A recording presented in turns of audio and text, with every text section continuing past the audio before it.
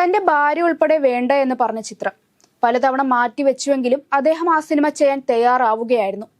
ചിത്രത്തിലെ നായകനെ തീരുമാനിക്കാനായി ഇദ്ദേഹം മുംബൈക്ക് പോകേണ്ട വിമാനം ഒരു പക്ഷി വന്നിടിച്ചത് മൂലം യാത്ര ഉപേക്ഷിച്ചു.